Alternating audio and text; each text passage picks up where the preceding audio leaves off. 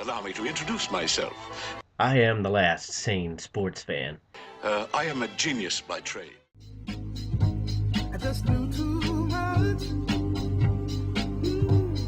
Does that make me crazy? Does that make me crazy? Does that make me crazy? Possibly. Hello, everyone, and welcome once again to The View from the Midwest. I know today is going to be a little bit odd because this is mainly a sports show, but it is also an entertainment show, so I had a chance to see the Avengers Age of Ultron over the weekend. Saw it a couple times, actually, which is a good indication of what my review on this movie is going to be, and it is overwhelmingly positive. It's one of those movies where it's different enough from the first one to where I honestly don't know whether I like it better than the first one or not. It's just really a different movie. It doesn't necessarily have all the same tones in it that the first one did. As a film, when you look at it from all the aspects that go into making a film, I don't think it's quite as good as the original Avengers, because the original Avengers was very smooth in terms of transitioning, in terms of editing, in terms of where they wanted that story to go. That was the one downfall I felt of Age of Ultron, was there were scenes in there where you could kind of tell, based on rumors that have gone on here recently, that basically Joss Whedon, the director, has pretty much said that his original cut was between 3 and 4 hours long, and he was forced to make drastic cuts, obviously, to get it down to the time frame that it is, which is about 2 hours and 15 minutes. But overall, I just think that the film still did such an excellent job in telling the overall story. Now, the one thing that I will say is, if you haven't seen, you don't necessarily need to see all of them, but if you haven't seen any Marvel movies up to this point, you're really going to struggle getting a firm grasp on what's going on. This movie does stand alone on its own, but there's enough references in there of past movies and even storylines going into the future to where if you really haven't caught up, at least in the grand scheme, then it is going to be difficult for you to kind of follow along, because there's certain storylines.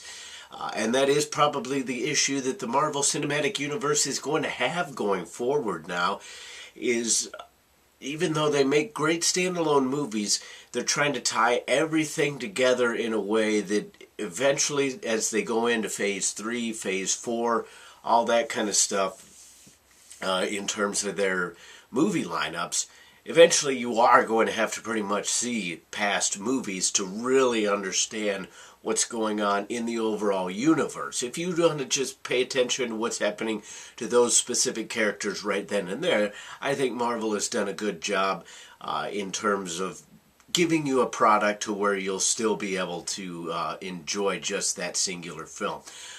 Back to the Age of Ultron specifically, I mean, the action just gets ready to go right from the start and never really lets go, doesn't give you a chance to breathe, except for a few scenes here or there towards the middle.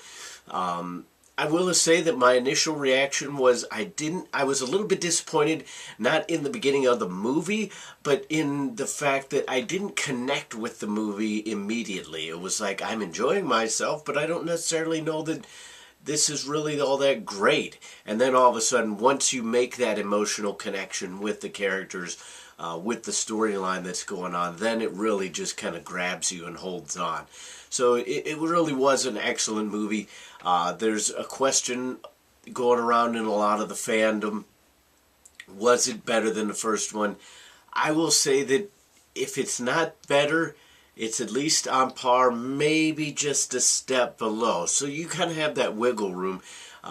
because of the editing, and you could tell that there were certain scenes that the director just had to say, it's like, hey, we got to fit it into the time frame, we got to just chop this short, where there were certain things that could have been fleshed out a little bit more, so that might bring it down a little bit more. Most people are going to disagree with me, but I honestly think that I like Ultron just a tiny bit better than Loki, who is the main antagonist for not even just the Thor movies, but the Avengers, and he's really been kind of one of those people who have just been around for quite a while.